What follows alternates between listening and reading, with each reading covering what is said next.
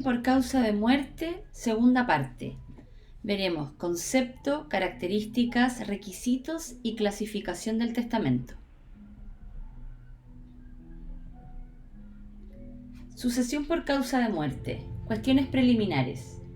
El artículo 952 del Código Civil expresa que si se sucede en virtud de un testamento, la sucesión se llama testamentaria, y si es en virtud de la ley, intestada o ab intestato. Por lo tanto, se puede suceder de dos maneras, de manera testada o intestada, dependiendo si se sucede en virtud de un testamento o de la ley. La sucesión testada es cuando la sucesión del difunto es reglada por el testamento, y la sucesión intestada es cuando la sucesión del difunto es reglada por la ley. Efectivamente, si una persona no otorga testamento, se aplicarán las normas de la sucesión intestada, es decir, las normas legales que regulan la sucesión. Pero bien puede ocurrir que pese al otorgamiento de testamento, prevalezcan las normas de la sucesión intestada. Por lo tanto, la sucesión intestada procede en tres casos, de acuerdo al artículo 980 del Código Civil. En primer lugar, cuando el difunto no dispuso de sus bienes, es decir, derechamente no hizo testamento, o si hizo testamento, realizó meras declaraciones, pero no dispuso de sus bienes. Por ejemplo, reconoció un hijo. 2. Cuando el difunto dispuso de sus bienes mediante testamento, pero no lo hizo conforme a derecho. El testador confeccionó testamento, pero no cumplió con los requisitos de forma o de fondo, y por ende el testamento no tendrá vigor, aplicándose las normas de la sucesión intestada. Por ejemplo, el testador que no respeta las asignaciones forzosas, esto es, no respeta aquellas asignaciones que la ley le obliga a hacer, como es otorgar la cuota que le corresponde a sus legitimarios, es decir, a sus hijos, ascendientes o cónyuge. 3. Cuando el difunto dispuso de sus bienes mediante testamento, pero sus disposiciones no tuvieron efecto, como en el caso que el heredero testamentario repudie la herencia, ya que concurrirán los herederos ab intestato. Por ejemplo, el testador no tenía legitimarios y dejó toda su herencia a un amigo, pero éste la repudia. Por ende, los herederos indicados en la ley sucederán en su herencia, que podrá ser un primo o incluso el fisco. Sucesión testada. Para estudiar la sucesión testada, se debe estudiar el acto jurídico del testamento, que, como se dijo, es el título que sirve de antecedente para la adquisición de un derecho real o personal, esto es, el derecho real de herencia, el derecho real de dominio o un derecho personal contra los herederos. El testamento. El artículo 999 del Código Civil define el testamento como el acto más o menos solemne en que una persona dispone del todo o de una parte de sus bienes para que tenga pleno efecto después de sus días, conservando la facultad de revocar las disposiciones contenidas en él mientras viva. La expresión testamento deriva de las voces latinas testatio, testadio y mentis, que significan testimonio de la voluntad, pues en efecto el testamento refleja la última voluntad del causante. Críticas al concepto. En primer lugar, alude a que se trata de un acto, pero debe agregarse que se trata de un acto jurídico unilateral o negocio jurídico para adecuarlo a la moderna nomenclatura jurídica. Después, las voces más o menos solemne confunden y llevan a pensar que se trata de un acto relativamente solemne, como que no es ni tan solemne ni tan poco solemne. Pero el testamento es siempre solemne, solo que en algunos casos será más solemne y en otros casos será menos solemne. Y por último, señala que dispone que es un acto por medio del cual una persona dispone del todo o parte de sus bienes. Si bien el objeto fundamental del testamento efectivamente es disponer de los bienes, también puede tener por objeto otros fines, como remitirse a establecer declaraciones, por ejemplo, reconocer a un hijo o nombrar una albacea. Características del testamento. El testamento es un acto jurídico unilateral, es un acto jurídico personalísimo, es un acto jurídico solemne, El objeto fundamental del testamento es disponer de los bienes, pero no el único. El testamento es un acto mortis causa, es decir, produce sus efectos al fallecimiento del testador. Y por último, el testamento es esencialmente revocable. En primer lugar, es un acto jurídico unilateral. Requiere la declaración de voluntad de una sola persona para cumplir su objeto, de producir efectos jurídicos. En otras palabras, para nacer y producir efectos jurídicos requiere la sola voluntad del testador. Es un acto jurídico personalísimo. Tal como lo señala el artículo 1003 del Código Civil, el testamento es un acto de una sola persona. Es decir, solo puede concurrir una persona, el testador. A diferencia de la mayoría de los actos jurídicos unilaterales en que puede concurrir más de una persona, como el comodato mutuo y el reconocimiento de un hijo en que pueden concurrir ambos padres.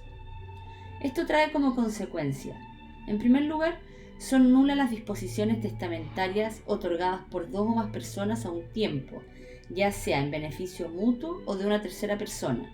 Nuestra legislación prohíbe los denominados testamentos mancomunados, conjuntos o de hermandad. 2. El testamento no admite representación. Solo puede otorgar testamento el testador en persona. El artículo 1004 del Código Civil señala que la facultad de testar es indelegable, siendo uno de los escasísimos actos jurídicos que no admiten representación en nuestro derecho. Esto a su vez implica, como no admite representación, los incapaces relativos pueden testar. Artículo 262 del Código Civil. Y además, no se permite que el testador estipule en testamento que la elección de un asignatario dependa del puro arbitrio ajeno, porque sería una forma de delegar parcialmente la facultad de testar. Esto según el artículo 1063 del Código Civil. El testamento es un acto jurídico solemne. El testamento es un acto solemne, esto es, está sujeto a la observancia de ciertas formalidades sin las cuales puede ser declarado nulo o incluso inexistente. Tal como se anunció, el testamento es siempre solemne. La expresión más o menos solemne, utilizada por el Código, se refiere a que pueden existir mayores o menores solemnidades dependiendo del testamento que se trate. Cuando el testamento es más solemne, se refiere al testamento propiamente tal. En cambio, cuando es menos solemne, se refiere al testamento privilegiado. El fundamento del legislador en exigir que la voluntad se manifieste siempre por medio de solemnidades consiste, en primer lugar, para tener una prueba preconstituida de la voluntad del testador, y en segundo lugar, por la importancia que merece el acto del testamento, que da origen a la sucesión por causa de muerte. Generalmente los actos de trascendencia para el derecho son solemnes, porque implica realizarlos con mayor detenimiento y raciocinio. El objeto fundamental del testamento es disponer de los bienes, pero no el único. Si bien el objeto fundamental del testador es disponer de parte o todos sus bienes, también puede tener otras finalidades, como reconocer a un hijo o designar una albacea. 5. El testamento es un acto mortis causa, es decir, produce sus efectos al fallecimiento del testador. Tal como lo indica el precepto, el testamento es un acto en que el testador dispone de sus bienes para que tengan efecto después de sus días. El testamento se perfecciona con su otorgamiento, pero produce sus efectos después de la muerte del otorgante. Pero excepcionalmente, el testamento producirá sus efectos en vida del testador. En primer lugar, en el caso del reconocimiento de un hijo, pues otorgará la calidad de tal, de hijo, en vida del testador. También, las donaciones revocables y legados entregados en vida por el testador a los beneficiados. En ese caso, los beneficiarios adquieren un derecho de usufructo sobre los bienes y por ende el testamento en vida del causante da nacimiento al derecho real de usufructo. El testamento es esencialmente revocable.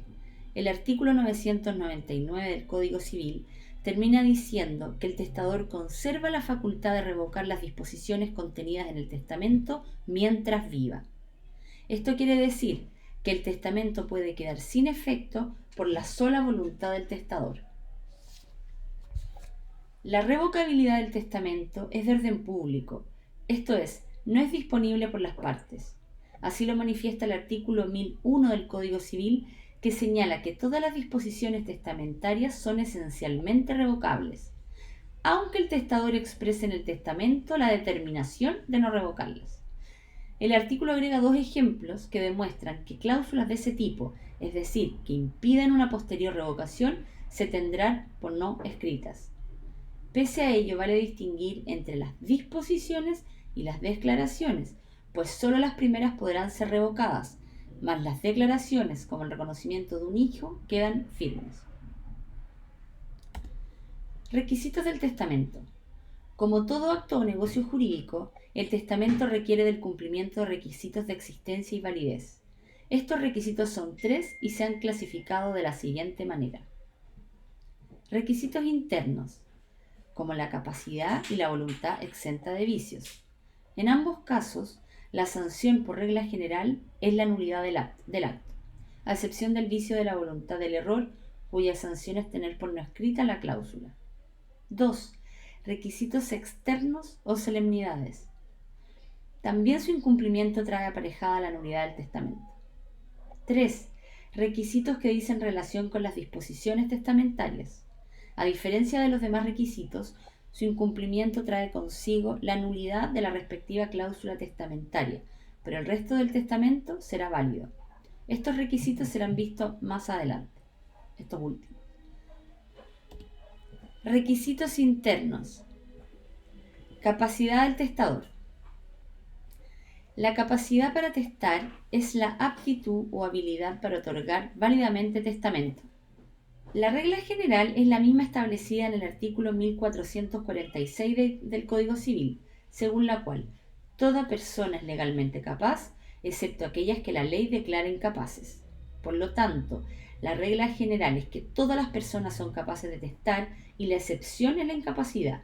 En otras palabras, son hábiles para testar todos quienes la ley no declara incapaces. El artículo 1005 del Código Civil señala de manera taxativa quiénes son inhábiles para testar. El inciso final señala que las personas no comprendidas en esta enumeración son hábiles para testar. Por su parte, el artículo 1006 del Código Civil precisa que la capacidad debe existir al momento de otorgar el testamento. Esto es, si al momento de otorgar el testamento la persona es inhábil, pero posteriormente y antes de fallecer pasa a ser capaz, el testamento es nulo porque la persona era inhábil al momento de otorgar testamento. A la inversa, si al momento de testar era hábil y posteriormente pasa a ser incapaz, el testamento es válido. Esta norma además es interesante, pues en ella se basa o se asegura que la validez de los requisitos internos del testamento se rigen al momento de otorgarlo. De acuerdo al artículo 1005 del Código Civil, son incapaces de testar el impúber. Según el artículo 26 del Código Civil, los impúberes son las mujeres menores de 12 años y los hombres menores de 14 años, y de acuerdo a nuestra legislación, son absolutamente incapaces, pues no tienen discernimiento y sus actos adolecen de nulidad absoluta. Lo relevante es que los mayores de esas edades, pero que aún no han cumplido la mayoría de edad, son capaces de testar. 2. El que se hallare bajo interdicción por causa de demencia.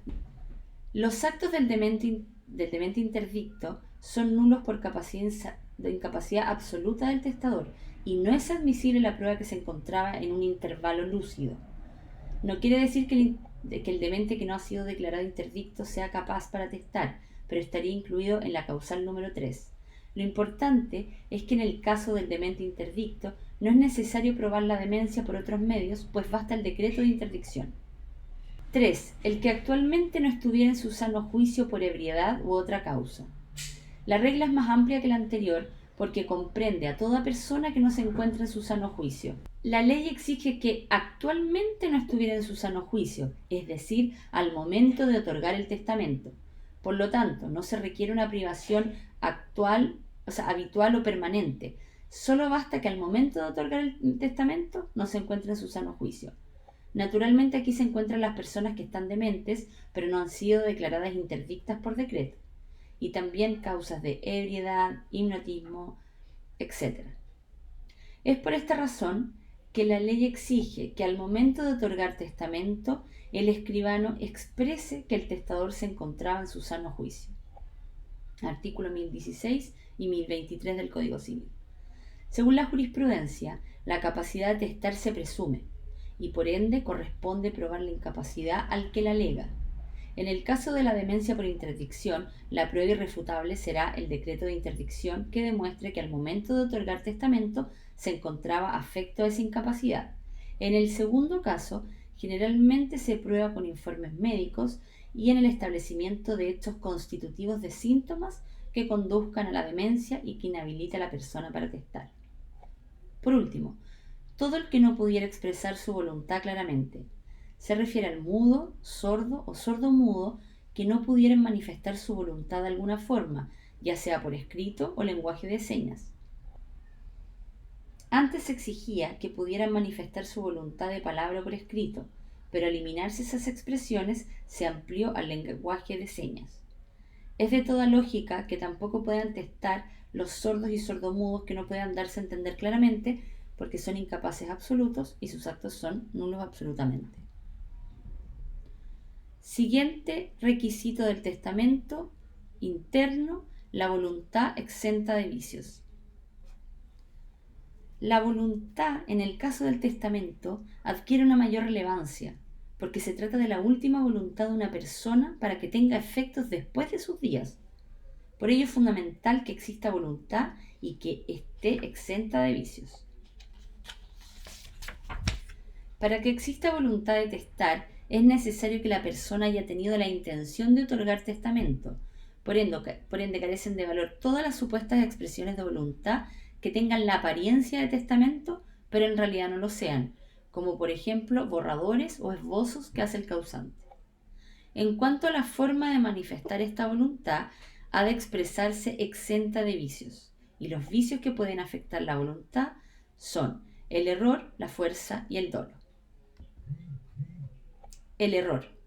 El error como vicio de la voluntad del testador no recibe un tratamiento general en materia testamentaria, sino que es regulada en el apartado específico de los requisitos de las asignaciones testamentarias en los artículos 1057 y 1058 del Código Civil. El artículo 1058 señala que la asignación que pareciere motivada por un error de hecho, de manera que sea claro que sin este error no hubiera tenido lugar, se tendrá por no escrita. De este artículo se desprende: la regla general es que la asignación motivada por error de hecho se tendrá por no escrita, es decir, solo afectará a la asignación, pero no al testamento completo. También, el error debe ser determinante, es decir, el error debe ser tan relevante que sin esa circunstancia no se hubiera otorgado la disposición. Además, se trata de un error de hecho y no de derecho. Hay que recordar la distinción entre error de hecho y de derecho. Este último no vicia el consentimiento. Esto evita escudarse en el desconocimiento de la ley para incumplir o anular una obligación. Por otra parte, también hay que recordar que el error de hecho también se puede subclasificar, y uno de ellos es el error en la persona. La regla general en los actos jurídicos es que el error en la identidad de la persona no vicia el consentimiento, pero en el caso del testamento, y específicamente de las asignaciones testamentarias dejadas por el causante, el error en la identidad de la persona es determinante y por ello vicia el consentimiento o la voluntad. Esto no hace más que aplicar la regla de los actos intuito persona. Por lo tanto, si el testador deja un legado a una persona en señal de gratitud por un servicio prestado a su persona, pero resulta que dicha persona no le prestó ningún servicio, hay vicio de la voluntad y la asignación se tendrá por no escrita. Pero el mero error en el nombre, sin que hubiera dudas de su persona, no vicia la voluntad. Así lo estipula el artículo 1057 del Código Civil, que señala que el error en el nombre o calidad del asignatario no vicia la disposición si no hubiere duda acerca de la persona. Por ejemplo, deja un legado a su socia Pepa por ser conocida por ese apodo, pero en realidad se llamaba María. En ese caso, el error no vicia la voluntad porque no hay dudas de la persona de que se trata. La fuerza. El artículo 1007 del Código Civil señala que el testamento en que de cualquier modo haya intervenido la fuerza es nulo en todas sus partes. La disposición plantea dos cuestiones importantes. La expresión de cualquier modo haya intervenido la fuerza y es nulo en todas sus partes. En primer lugar, la expresión de cualquier modo haya intervenido la fuerza.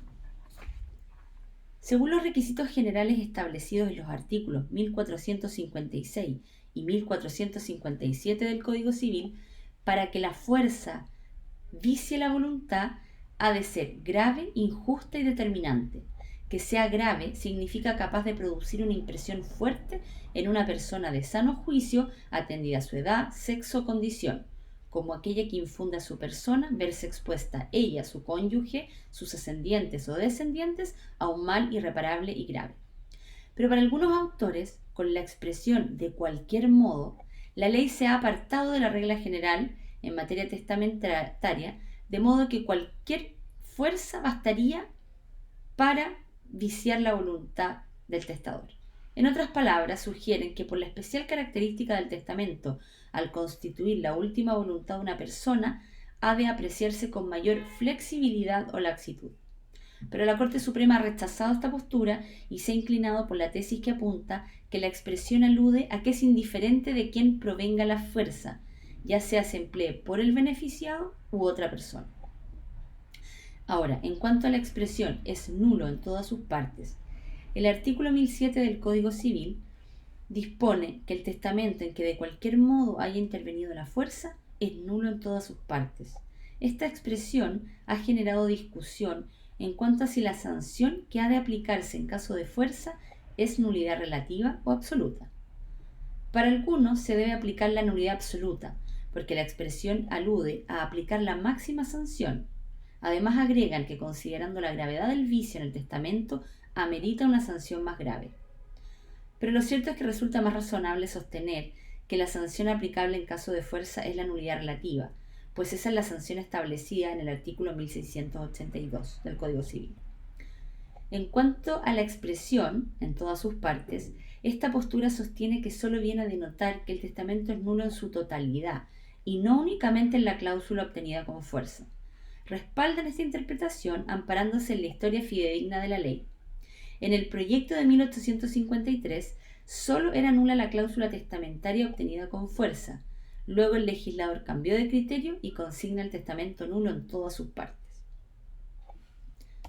La importancia de distinguir entre nulidad relativa absoluta reside en los plazos de prescripción y en quienes pueden alegarla.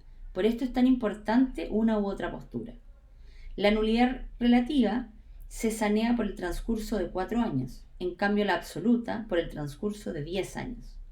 En cuanto a quién puede alegarla, la nulidad relativa por aquel en cuyo beneficio fue establecida, en cambio la nulidad absoluta, todo el que tenga interés actual en ello. Voluntad exenta del vicio de dolo. El legislador no regula el dolo especialmente como vicio de la voluntad, por ende se aplican las reglas generales. Y así debe ser, pues no es posible pensar que por la ausencia de regulación específica no opere como vicio del consentimiento, considerando la gravedad del mismo. El caso sería que un sujeto realice una serie de maquinaciones fraudulentas para que otro, el testador, disponga bienes en su favor. Los requisitos para que el dolo vicie la voluntad son: debe provenir de la otra parte, pero como el testamento es un acto jurídico unilateral y no hay contraparte, puede ser obra de cualquier persona, sea asignatario o no. Debe ser determinante. Esto quiere decir que sin mediar el dolo la persona habría actuado de otra manera. El Código además declara como causales de indignidad al que por fuerza o dolo ha obtenido una cláusula testamentaria en su favor. Ahora vamos a ver los requisitos externos o solemnidades. Hay que recordar que los requisitos de las disposiciones testamentarias se verán en otra parte de la materia. La regla general es que los actos o contratos sean consensuales, pero en el caso del testamento es un acto jurídico unilateral que siempre es solemne. Así lo preceptúa su concepto en el artículo 999 del Código Civil, precisando que puede ser más o menos solemne. Las solemnidades del testamento se rigen por la ley vigente al momento de su otorgamiento. Por lo tanto, si posteriormente a su otorgamiento se modifican las normas relacionadas con estas formalidades externas o solemnidades, el testamento continúa siendo válido. Esto es en virtud del principio Tempum Regit Actum y de lo establecido en el artículo 18 de la Ley de Efecto Retroactivo de las Leyes.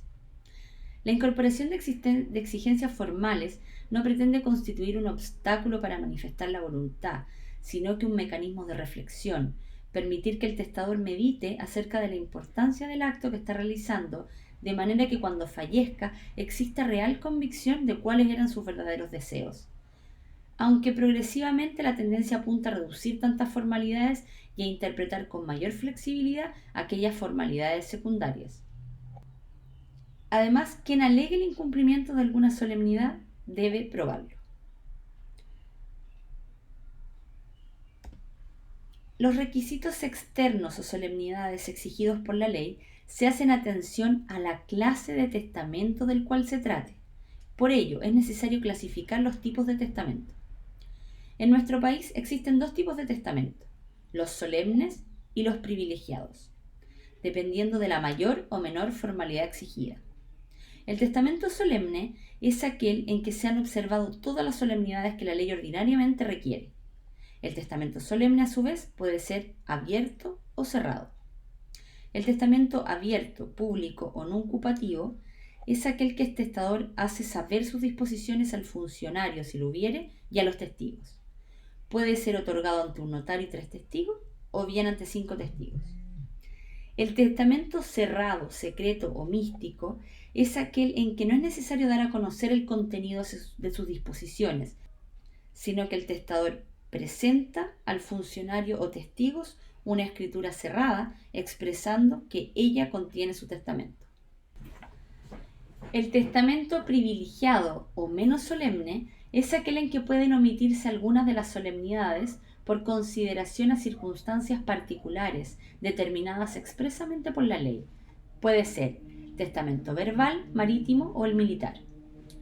Los testamentos también admiten otra clasificación dependiendo si el testamento es otorgado en nuestro país o en país extranjero. Testamento solemne otorgado en el extranjero es el testamento que es otorgado en conformidad a la ley extranjera o chilena, en cuyo caso podrá ser abierto o cerrado. El testamento solemne otorgado en nuestro país es el testamento otorgado en conformidad a la ley chilena.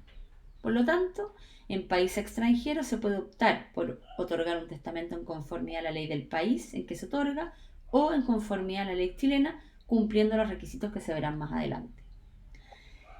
Existe otra tipología de testamento, cual es el testamento hológrafo. El testamento hológrafo es aquel escrito y firmado de puño y letra por el testador.